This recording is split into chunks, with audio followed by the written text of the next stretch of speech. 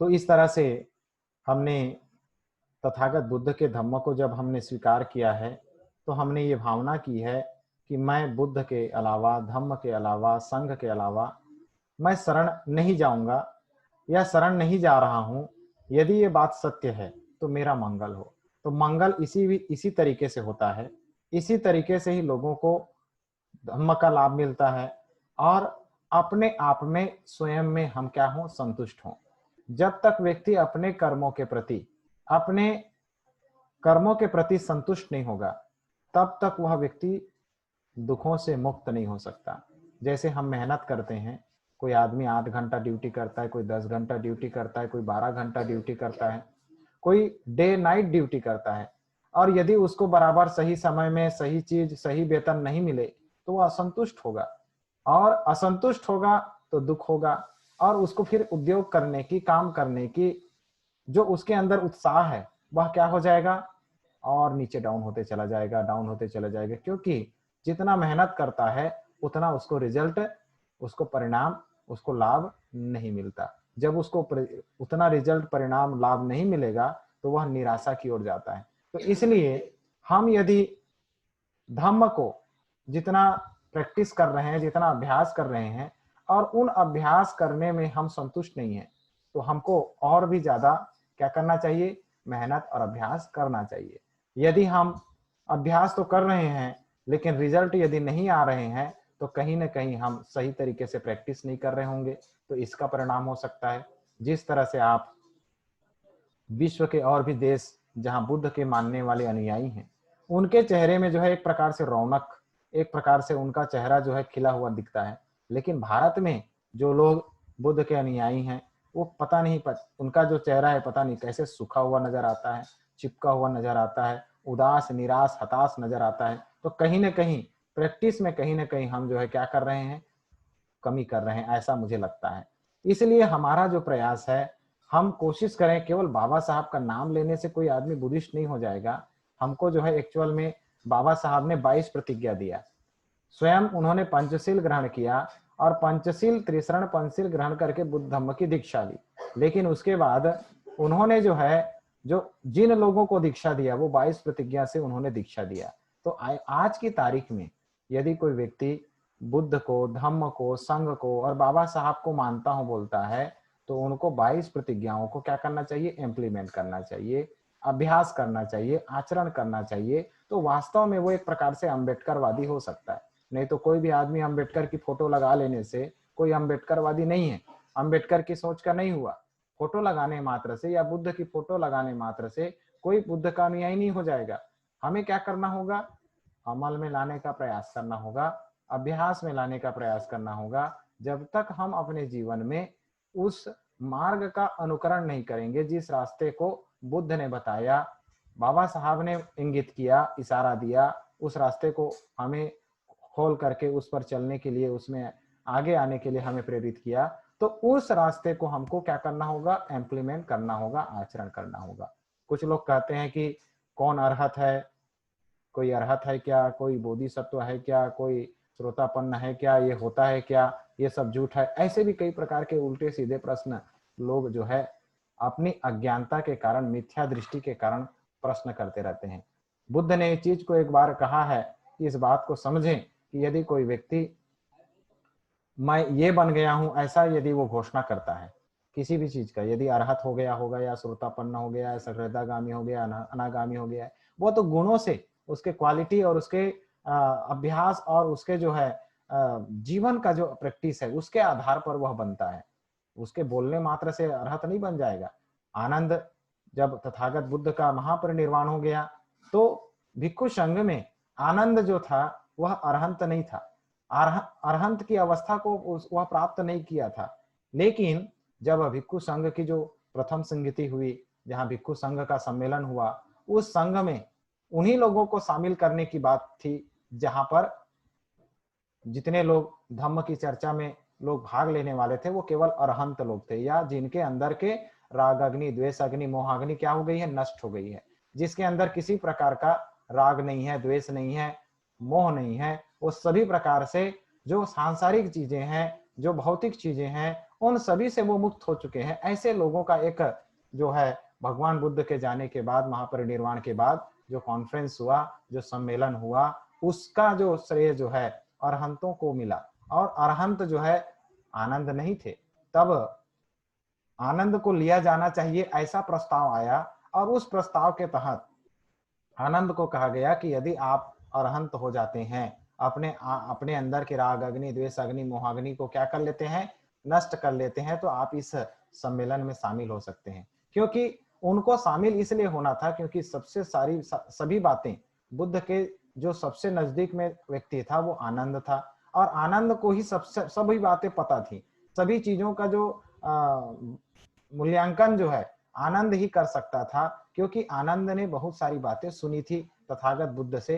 क्योंकि बुद्ध से उन्होंने रिक्वेस्ट किया था कि जहां कहीं भी बुद्ध जाएंगे और वहां जो भी वो बताएंगे, लोगों को बताएंगे या वो भिक्षुओं को बताएंगे, वो बातें यदि मैं वहां पर नहीं रहूंगा तो आ करके मुझे फिर से वो बताएंगे, ऐसा उन्होंने निवेदन किया था। इसलिए आनंद को रखना बहुत अनिवार्य था भिक्षु संघ के लिए। तो इसलिए आनंद को ये कहा गया था कि आप जो है क्या करेंगे, अरहंत अवस्था को आप प्राप्त करें, तब जाकर के जो है आप इस सम्मेलन में, ये जो भिक्षुओं का जो अरहंतों का सम्मेलन होगा वहां पर आप शामिल हो पाएंगे। समय दिया गया, लेकिन अरहंत आनंद जो है तब तक नहीं बने जब तक उनके अंदर आसक्ति नहीं हटी।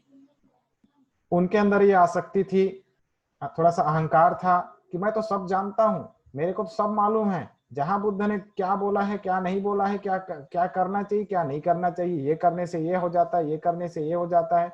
यानी इन इन अवस्थाओं को प्राप्त करने के लिए इन इन चीज को छोड़ना होगा, और ये तो मैं छोड़ चुका हूं, ये तो मैं छोड़ चुका हूं, ये तो मैं छोड़ चुका हूं। ये भावना करते करते वो तो पहुंचे जरूर, लेकिन अरहंत नहीं बन पाए, क्योंकि उनके अंदर क्या था, मैं सब जानता हूं करके घमंड था, अहंकार था। वो जानता हूं करके अहंकार होने के कारण वो अरहंत अवस्था को प्राप्त नहीं कर पा रहे थे। अंत में क्या हुआ, एक दिन के पहले ही कॉन्फ्रेंस जो है अगले दिन कॉन्फ्रेंस चालू होने वाला था, उसके रात को जब वे वही भावना कर रहे थे कि इतना दिन चला गया फिर भी मेरे अंदर ऐसा कोई प्रकाश उत्पन्न नहीं हुआ, कोई प्रज्ञा निर्माण नहीं हो रही है, मैं सब कुछ जानता हूं फिर भी ऐसा नहीं हो रहा है, क्या मैं अरहंत अवस्था को प्राप्त नहीं कर पाऊंगा, क्या मैं सम्मेलन में शामिल नहीं हो पाऊंगा, ऐसा जब उसके मन में विचार आया। और तब विचार करने के बाद, अब इतना दिन से 1 महीने से मैं जाग रहा हूं, जाग रहा हूं, फिर भी इस अवस्था को हासिल नहीं कर पाया हूं, तब जो है अब मेरे को इसका जो लोभ है, अहंकार है, अब वो जो है मुझे शायद हासिल नहीं हो पाएगा करके वो लेटने के लिए अपने बिस्तर की ओर पड़ते हैं। और जैसे ही वो बिस्तर में बैठते हैं और सिर को तकिए पर ले जाने का अवस्था जब उसको वहां ले जाते हैं, तो जब बिस्तर पे सिर रखने ही वाले होते हैं, उस समय उनके अंदर प्रज्ञा जग जाती है और वो अरहंत अवस्था को प्राप्त कर लेते हैं। तो इस तरह से जो आदमी के अंदर मैं सब जानता हूं, मेरे को सब पता है, ऐसा जो अहंकार भरा है, ये हमको आगे प्रगति की ओर जाने से रोकने का काम करता है। आज भी हम समाज के अंदर देखते हैं कि कोई आदमी किसी को अंगीकार करने के लिए, स्वीकार करने के लिए तैयार नहीं है, एक्सेप्ट करने के लिए तैयार नहीं। वो तो कहता है कि मैं सब पढ़ा हूं, सब जानता हूं। तो सब पढ़ने मात्र से कोई आदमी सक्सेसफुल नहीं हो सकता। उसको शील सदाचरण को भी क्या करना होगा, पालन करना होगा। और राग अग्नि, द्वेष अग्नि, मोहाग्नि को जब तक वो नष्ट नहीं करेगा, खत्म नहीं करेगा, तब तक अरहंत नहीं बन सकता। इसलिए जिस व्यक्ति के अंदर में भी यदि राग अग्नि जीवित है, द्वेष अग्नि जीवित है, मोह अग्नि जीवित है, राग अग्नि यानी कि हमारे अंदर की कामुकता और लोभ, ये जब तक रहेगा तब तक हम राग अग्नि से मुक्त नहीं हो सकते। द्वेष अग्नि यानी घृणा की भावना, क्रोध की भावना, जब तक ये खत्म नहीं होगा तब तक हम द्वेषाग्नि से मुक्त नहीं हो सकते। मोह अग्नि यानी हमारे अंदर जड़ता मूढ़ता है। जड़ता यानी कि हम इतने जटिल हो गए हैं, इतने बिगड़े हो गए, यानी कि अपने आप को बना लिए हैं कि हम सुधरना नहीं चाहते, हम सीखना नहीं चाहते, हम सुनना नहीं चाहते, हम सबको सब कुछ आता है ऐसा समझते हैं। ये जो है अज्ञानता, अज्ञानता के कारण हम जो है दुख में फंसे हैं, अविद्या मोह अग्नि में फंसे हुए हैं। तो ये तीनों चीजों को जब तक हम क्या नहीं करेंगे, छोड़ेंगे नहीं, तब तक ये अवस्था हमको प्राप्त नहीं हो सकता। इसलिए यदि किसी को प्राप्त हो गया है तो ये भी नहीं बोल सकता है कि मेरे को मिल गया है, मैं बड़ा हूं, ऐसा है वैसा है, नहीं बोल सकता। यदि वो उसको मिला है तो उसको मेंटेन करे। जैसे बुद्ध ने सम्यक संबोधि की अवस्था को प्राप्त करने के बाद जब उन्होंने ये कहा, किनको, पंचवज्ञियों को कहा कि मैंने बोधि ज्ञान को प्राप्त किया है, उसके बाद उन्होंने जगह जगह कहीं पर ऐसा चीज नहीं है जहां पर उन्होंने फिर से रिपीट किया हो। एक बार ही रिपीट किया, दूसरे बार रिपीट नहीं किया कि मैं बुद्ध हूं, मैं सब कुछ जानता हूं, ऐसा कहीं पर भी नहीं कहा। उन्होंने केवल उसको मेंटेन किया।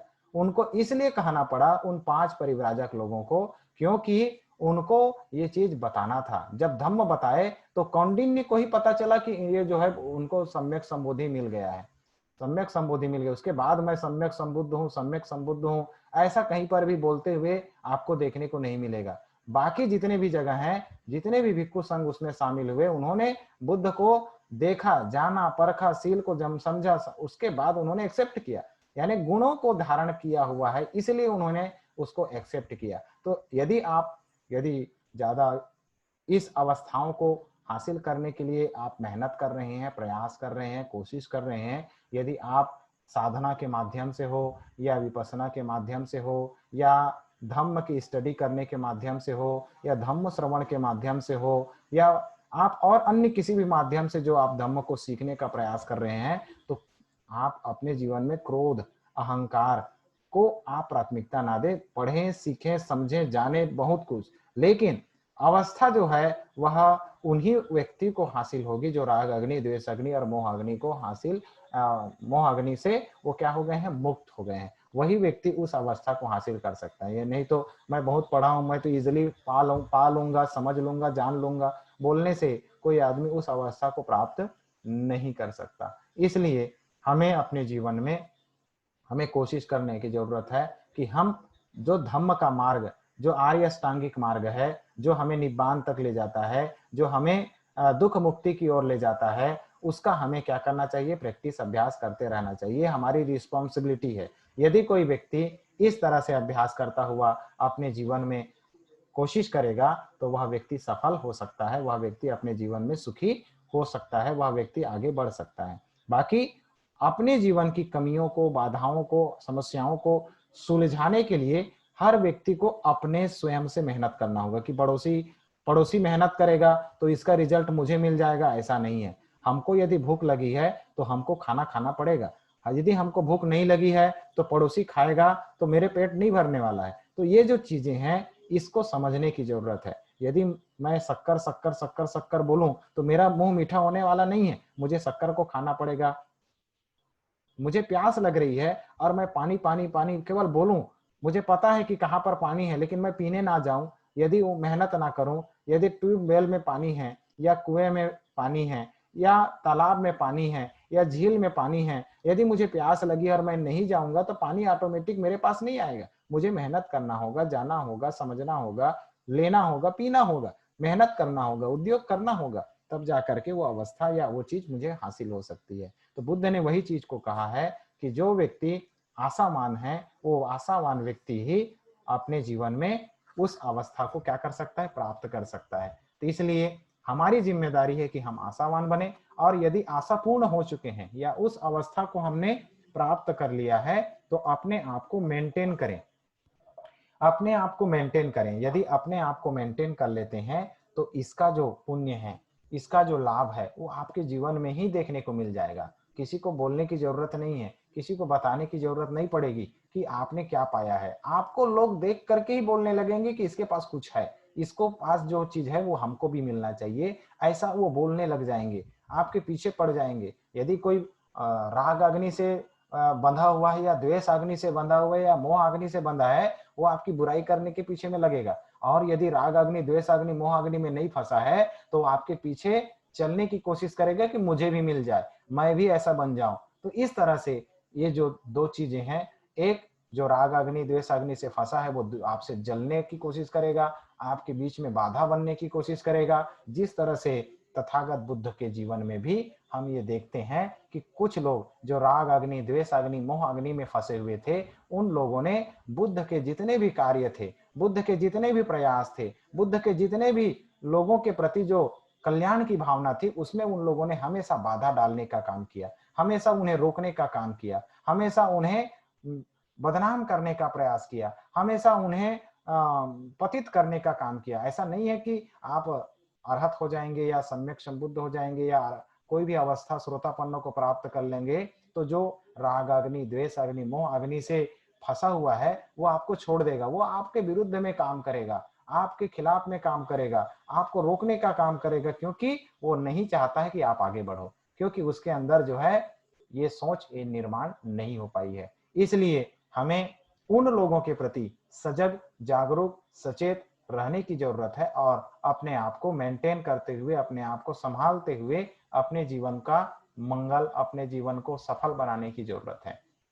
तो इस तरह से यदि हम प्रैक्टिस करते हैं, अभ्यास करते हैं, तो हम अपने जीवन को सफल बना सकते हैं। और यह जो वर्षावास है, आज बुद्ध के बनाए हुए इस वर्षावास के जो सिस्टम है उसमें हम लोग आज धम्म देशना में शामिल हैं।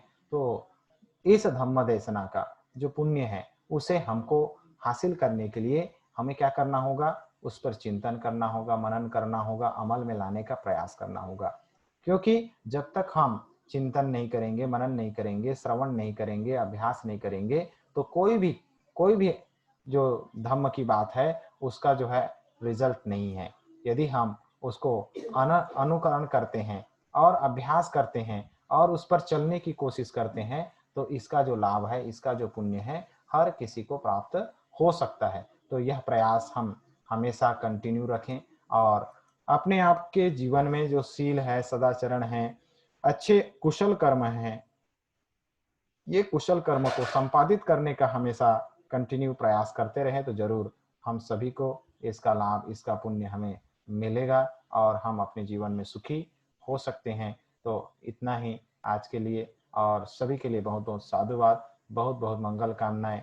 सभी के जीवन में सुख समृद्धि आए, हर व्यक्ति का मंगल हो, हर व्यक्ति अपने जीवन में आगे बढ़े। यदि हमें किसी ने अच्छे अवसर दिए हैं, अच्छा मौका दिया है, तो उस मौके का हमें सदुपयोग करना चाहिए, कोशिश करना चाहिए, अपने जीवन को अच्छा बनाने के लिए प्रयास करना चाहिए, अपने जीवन को श्रेष्ठ बनाने के लिए प्रयास करना चाहिए। किसी के बहकावे में ना आकर के हम गलत दिशा को ना चुने, अपनी प्रज्ञा, अपनी बुद्धि, अपना विवेक का इस्तेमाल करें। बुद्ध के समय में जो व्यक्ति बुद्ध को समझ जाता था, जो व्यक्ति बुद्ध के धम्म को समझ जाता था, जो बुद्ध के संघ के ऊपर जो उनका मार्गदर्शन है, जो संघ को समझ जाता था, वह व्यक्ति बुद्ध में शामिल हो जाता था, धम्म को स्वीकार कर लेता था, संघ को आगे बढ़ाने का प्रयास करता था। तो इस तरह से यदि आज की तारीख में यदि हम एक्चुअल में बुद्ध को या बाबा साहब को अपना सब कुछ समझते हैं, सब कुछ मानते हैं, तो हमें जो है दलदल में नहीं रहना चाहिए, दलदल से निकलने का प्रयास करना चाहिए।